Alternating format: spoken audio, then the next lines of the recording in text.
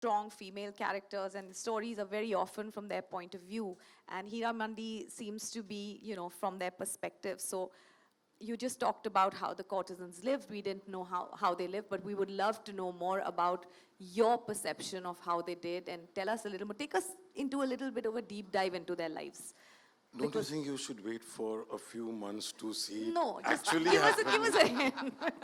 Can't wait. What is the point in telling? I cannot Thoda sa. explain. We're just bullying you into They are telling us a such little more. beautiful women. I feel that every woman in her life, every woman is a queen. She should be treated like a queen. Yeah, my mother was a queen. Your mother is a queen. You are a queen. She is a queen. Every woman is a queen. And these were courtesans who, behind their veils, were real women. They felt so much pain. There was so much that they went through. And yet they would come in the evening and sing and dance. Now look at those lives. They're called the courtesans. They do not have a very a place in society. Society goes to them. They please those men. They entertain those men. And they go back to their dark world.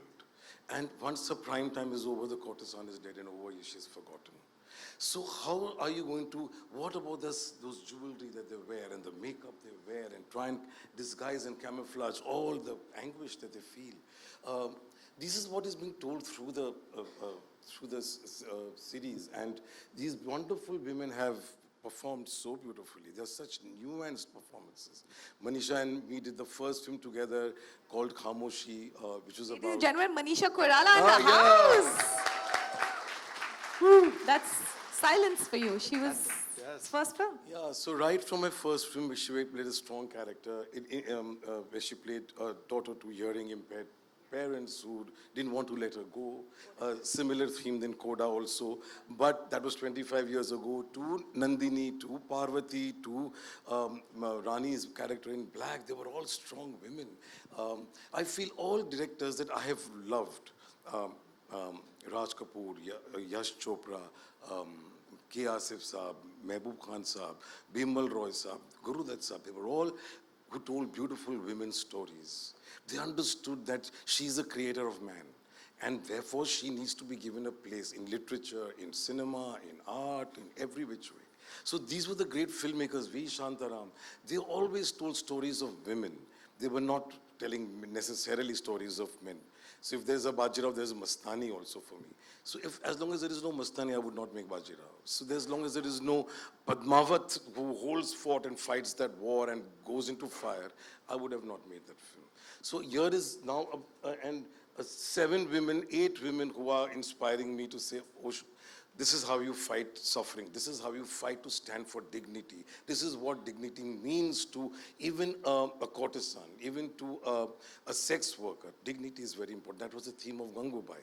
So I've always granted learning from these great filmmakers and all great literature also. It's celebrating a woman, that is, I think, the most difficult part for a filmmaker to be able to execute it. It's easy to say it, but and when you have beautiful women and beautiful actors like that, I'm launching Sharmin into it, and she's also playing a very important part. So all these women, when they come around and perform, then they're telling something that you want to say. It's difficult. It's nuanced. I hope all that I'm bragging about right now actually reaches people and it converts onto the screen, because you're always insecure about it. A filmmaker is always insecure. That drives him to do his best, do his work harder, because will I get this right? I got Gangubai right. Now will I get Hira Mandi right? So I work harder. So what hard amount of hours I've worked in Khamoshi to the number of hours I work in Hira Mandi is tenfold more. Because I want to keep giving the audience, who I love immensely, my best and more and more and more, till the day they tell me to shut up and sit down and say, we've had enough of you. But I feel that Hira Mandi has got those nuances which you will find in the great Kamal Amroi's Pakiza. Hira Mandi is also my tribute to the OTT platform to those great Mughal Azam and to the great Pakiza, the great films that we made in India. Mehboob Khan Saab's Mother India. Hira Mandi will actually be that tribute to them. So, oh my God, cheers to that. Wow. All I can say, ladies, is if there was a country for women, we'd want Sanjay to be president. Really, honestly. Yeah, nobody thinks about us. This is great. Absolutely. It's Yeah. fantastic. Okay, so here, I'm going to I have 5 or 4 rapid fire questions. Still Are you more? game? Are 4 quick rapid fire questions, okay? Let's just test you won't have to use your imagination for this one. So that's really, you can give it a break. All right. For you, your stories, okay, let me tell you that. Let me ask you first then. He's having water. Okay. give him some water. So you create stories that have inspired many. What inspires you? One word answer. One, One. creation. Okay. So something from nothing, something spectacular from your mind to the screen. It's amazing. What is the last thing that you watched or read that you loved and felt moved by? I'm going to give you 2. Netflix picked up a film at Sundance this year called Fair Play. Earlier what I was talking about the art of storytelling and the new way of consuming. This is a movie that basically sets a hook with the audience in the first 5 minutes. The first 5 pages of the script took you on a ride with this couple that you're going to spend the next 2 hours with. That in the first 5 minutes you said, I am all in with these two. I cannot wait to see what happens to them. So that was really incredible. And a topic that has not been really addressed in film, so I'm really excited about that. That's a little ways off. And then on Netflix, this is not just a plug, I really was incredibly moved by our documentary, Romantics, because We loved it too. I've spent so much time and energy really trying to understand the history of and the connection of Indian cinema and the Indian culture, and it really connected the dots for me in a way that I never had experienced before. And to understand, I got this understanding. If you think about everything that we do in our programming in India, just think about it even recently with things like Class that's on right now. I know there's a couple of Class fans Yes, here. absolutely. That's what I'm watching.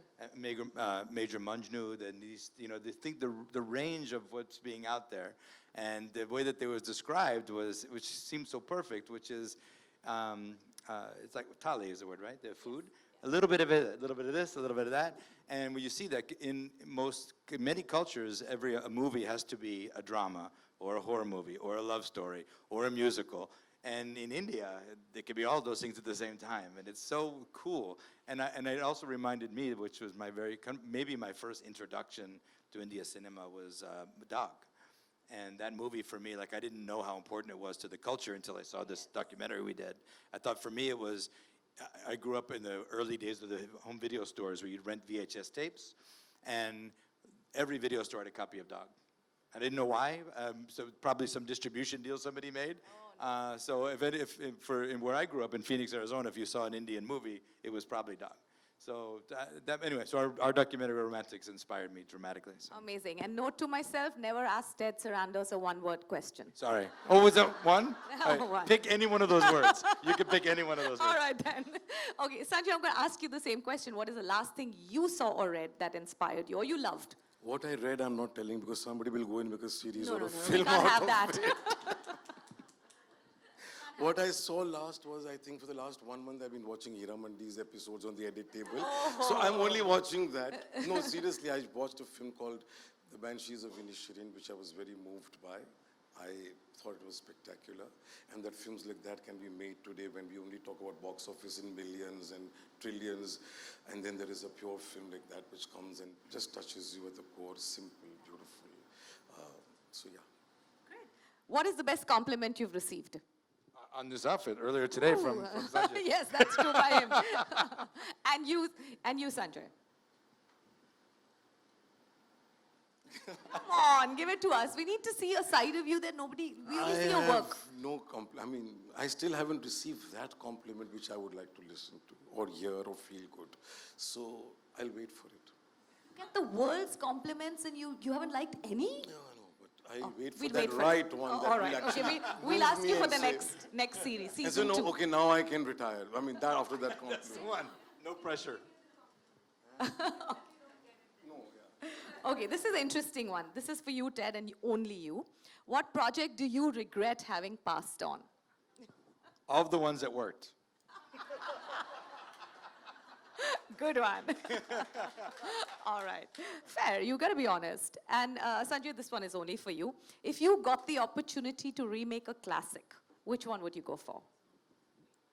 I think Mother India, which I would refuse to make because you can't touch that film. No filmmaker should make it, but that's one film that I would like to remake, but I will refrain from making it. All right, fair enough. Well said. That's all that I have. I have many, many more questions, but I'm going to leave the floor open to, a lot of you out here who have questions. We have mics in the audience, so let's have, the mic given out to different places. We've got students, we've got media, we've got a lot of influencers, and the floor is open for questions. Minnie, hello. Yeah. Yes. Sorry, go I'm ahead. not getting up because there are cameras behind me. Go ahead. First and Very foremost, courteous. Hi, That's very Rishi. courteous. yeah. Minnie and Sanjay, I love you very much. You got to love Ted if you love What a us. wonderful conversation, Ted, and many ups to Team Netflix and Monica and Tanya to bring this conversation to us. My question is actually to Ted. One is using EQ, emotional quotient, to understand what content is bingeable and what is sticky, but you guys also have a lot of data at your disposal. So what makes content bingeable and sticky? Not just with emotions, but with data, which is the new oil, all the stuff that you come together with. If you could just underline the factors, that'll help us. Thank you. Look, I think data is a tool. It's not anything but. It helps you understand something. There's a kismet and a magic that happens in the storytelling that is not captured in the data ever. So you see this and say, oh, that's going to be that. Data is very good at telling you some version of what you already did. But when you're trying to take on something you've never seen before, never recreated before, the data is of no use to you at all. I do think there's something around the thing that will people hang. You can start seeing that in big numbers when people are watching and maybe giving up on something around the same time or whatever. So you can get some sense of the rhythm of the storytelling and the connectivity